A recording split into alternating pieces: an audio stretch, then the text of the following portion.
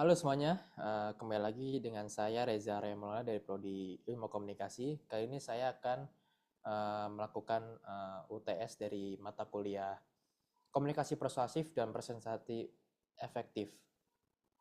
Dalam video kali ini, kita akan membahas topik yang sangat relevan dalam dunia organisasi yang dinamis, yaitu bagaimana kita memahami resistensi terhadap perubahan. Secara spesifik, kita akan menggunakan kognitif disonan teori untuk menganalisis studi kasus implementasi model kerja hybrid di sebuah perusahaan teknologi.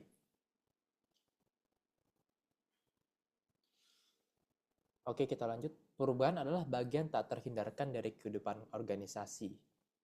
Untuk tetap kompetitif dan adaptif, perusahaan seringkali perlu mengubah cara mereka beroperasi. Salah satu contoh umum dari perubahan ini adalah transisi menuju model kerja hybrid yang menggabungkan elemen kerja di kantor dan jarak jauh. Namun, seperti yang kita sering lihat, perubahan semacam ini tidak selalu diterima dengan tangan terbuka. Seringkali muncul resistensi dan itulah yang akan kita coba pahami hari ini. Dalam presentasi kali ini kita akan menyelami bagaimana kognitif disonan teori, sebuah konsep penting dalam psikologi sosial, dapat membantu kita menjelaskan mengapa resistensi ini muncul, terutama dari kalangan manajer senior dalam kasus yang akan kita bahas.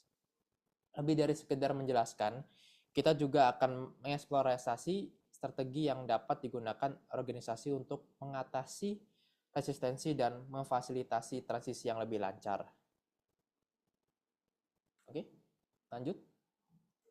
Untuk memulai pemahaman kita hari ini, mari kita bahas dulu apa itu sebenarnya kognitif disonan teori.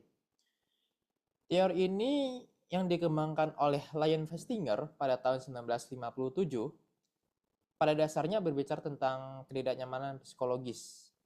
Ketidaknyamanan ini muncul ketika seseorang memegang dua atau lebih keyakinan, ide, sikap, atau bahkan perilaku yang saling bertentangan yang ada di dalam buku Theory of Cognitive Dissonance. Bayangkan misalnya seseorang yang tahu bahwa merokok berbahaya bagi kesehatan, tetapi tetap merokok. Ketidaksesuaian antara pengetahuan dan perilaku ini menciptakan apa yang disebut disonansi kognitif. Festinger berpendapat bahwa disonansi kognitif menciptakan tekanan psikologis yang memotivasi orang untuk mencari cara untuk mengurangi atau menghilangkan ketidaknyamanan tersebut. Orang akan berusaha untuk mencapai keadaan yang disebut konsonansi kognitif, di mana keyakinan dan perilaku mereka selaras dan konsisten. Oke. Ada beberapa konsep kunci yang perlu kita pahami dalam teori ini. Pertama, ada yang namanya magnitude disonansi. Ini mengacu pada seberapa besar ketidaknyamanan yang dirasakan. Semakin penting isu atau kognisi yang bertentangan bagi seseorang, semakin besar disonansi yang akan mereka alami. Kedua, ada rasio disonansi, yaitu perbandingan antara jumlah kognisi yang tidak konsisten dengan jumlah kognisi yang konsisten. Semakin banyak inkonsistensi, semakin besar disonansi. Dan yang tak kalah penting, disonansi itu sendiri bertindak sebagai motivator. Ketidaknyamanan yang kita rasakan mendorong kita untuk melakukan sesuatu untuk mengatasinya gitu. Lalu bagaimana orang mencoba mengurangi disonansi ini? Ada beberapa strategi umum ya. Mereka bisa mengubah salah satu kognisi yang bertentangan. Misalnya mengubah keyakinan atau perilaku mereka. Mereka bisa menambahkan kognisi baru yang mendukung salah satu sisi, misalnya mencari informasi yang membenarkan perilaku mereka. Mereka bisa mengurangi pentingnya kognisi yang bertentangan, misalnya dengan meremehkan risiko kesehatan dari merokok. Atau mereka bahkan bisa menyangkal atau mendistorsi informasi yang bertentangan dengan keyakinan mereka. Oke, mari kita masuk dalam studi kasus ini ya. Sekarang mari kita terapkan ya teori ini pada studi kasus kita ya. yaitu implementasi model kerja hybrid di sebuah perusahaan teknologi. Perusahaan ini seperti banyak perusahaan lain, melihat potensi besar dalam model kerja hybrid untuk meningkatkan produktivitas, kesejahteraan karyawan, dan fleksibilitas. Namun, ketika mereka mencoba untuk menerapkan perubahan ini, mereka menghadapi resistensi yang signifikan dari sebagai manajer senior. Mengapa para manajer senior ini begitu enggan untuk menerima perubahan? Kognitif disonan teori ini memberi kita beberapa petunjuk. Pertama, mungkin ada konflik antara keyakinan dan perilaku. Manajer senior ini mungkin memiliki keyakinan yang kuat tentang efektivitas model kerja tradisional di kantor. Mereka mungkin percaya bahwa mengawasi karyawan secara langsung adalah salah satunya cara untuk memastikan produktivitas dan akuntabilitas. Sekarang mereka dipaksa untuk mengimplementasikan model yang berbeda, yang bertentangan dengan keyakinan mereka, dan ini menciptakan disonansi. Kedua, ada masalah tanggung jawab versus perubahan. Manajer senior bertanggung jawab untuk kinerja tim dan pencapaian tujuan. Mereka mungkin merasa bahwa model kerja hybrid mengancam kendali mereka atas karyawan dan meningkatkan potensi risiko operasional. Ketakutan akan kehilangan kendali dan tanggung jawab ini dapat memicu disonansi. Ketiga, ada faktor pengalaman versus informasi. Informasi baru ya kali ini. Manajer senior ini mungkin telah membangun karir mereka dalam model kerja tradisional dan melihat kesuksesan dengannya gitu. Informasi baru tentang manfaat model kerja hybrid meskipun didukung oleh penelitian bertentangan dengan pengalaman pribadi mereka, menciptakan konflik kognitif. Oke, lanjut. Dalam upaya untuk mengurangi disonansi yang mereka rasakan,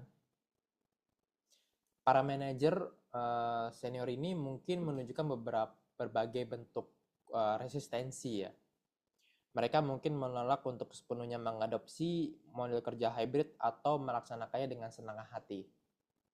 Mereka mungkin meragukan validitas atau relevansi data yang mendukung manfaat model hybrid. Mereka mungkin fokus pada potensi kekurangan atau tantangan model hybrid, seperti kesulitan dalam komunikasi atau penurunan budaya perusahaan. Bahkan, mereka mungkin mencari pembenaran atau resistensi mereka dengan berdiskusi dengan rekan-rekan ya, yang memiliki pandangan serupa, memperkuat keyakinan mereka yang ada. Lalu, apa yang dapat dilakukan organisasi untuk mengatasi resistensi ini dan memfasilitasi transisi yang lebih sukses? Kognitif disonan teori tidak hanya membantu kita memahami masalahnya, tetapi juga memberi kita petunjuk tentang solusinya.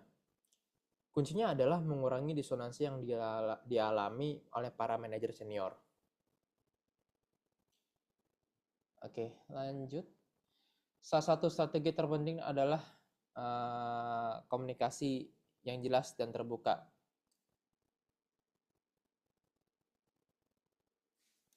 Ya, organisasi yang jelas dan terbuka. Organisasi perlu menyampaikan alasan di balik perubahan, manfaat yang diharapkan, dan rencana implementasi secara transparan. Daripada hanya mengatakan kita beralih ke model hybrid, mereka perlu menjelaskan mengapa dan bagaimana. Menyediakan data dan bukti yang kuat untuk mendukung efektivitas model kerja hybrid juga sangat penting. Ini membantu mengurangi keraguan dan ketidakpastian. Strategi lain yang efektif adalah keterlibatan dan partisipasi. Melibatkan manajer senior dalam proses perencanaan dan implementasi perubahan dapat memberikan mereka rasa kepemilikan dan mengurangi perasaan kehilangan kendali. Meminta dan mempertimbangkan masukan mereka menunjukkan bahwa pandangan mereka itu dihargai dan dapat membantu membentuk implementasi yang lebih baik. Selanjutnya, dukungan sosial dan kolaborasi juga penting. menciptakan forum atau mekanisme di mana manajer senior dapat berbagi kekhawatiran, pengalaman, dan saling mendukung dalam proses adaptasi dapat membantu mengurangi perasaan isolasi dan membangun rasa kebersamaan. Program mentoring atau kelompok diskusi dapat sangat bermanfaat sekali. Terakhir, pengakuan dan penghargaan dapat menjadi motivator yang kuat. Memberikan pengakuan dan penghargaan kepada manajer senior yang berhasil beradaptasi dengan model kerja hybrid dan menunjukkan komitmennya terhadap keberhasilan implementasinya dapat memperkuat perilaku positif dan mendorong orang lain untuk mengikutinya.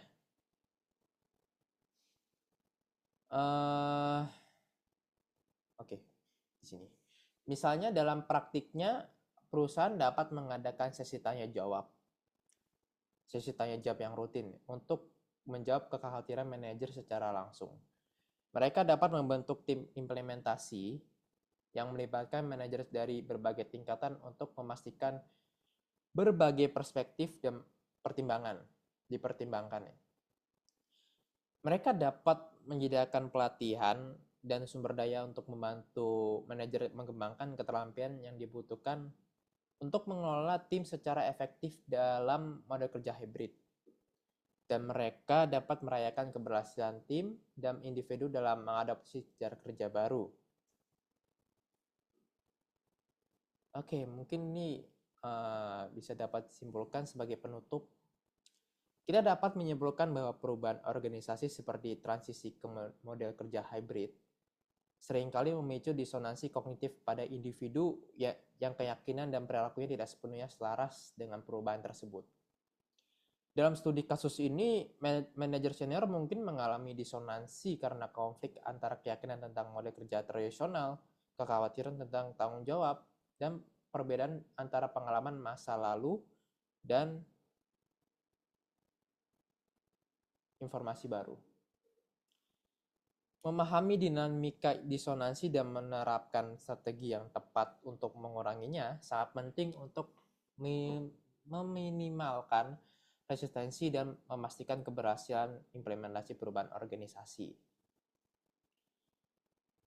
Cognitive dissonance theory bukan hanya teori akademis. Ini adalah alat praktis yang dapat membantu kita memahami dan mengelola perubahan organisasi dengan lebih efektif.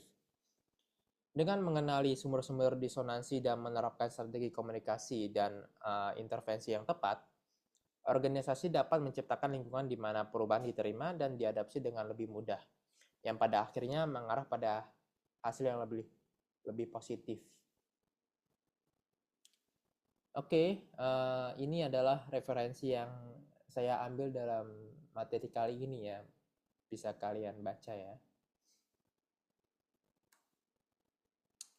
Oke, mungkin itu saja dari paparan materi saya sendiri. Kalau misalkan ada kekurangan atau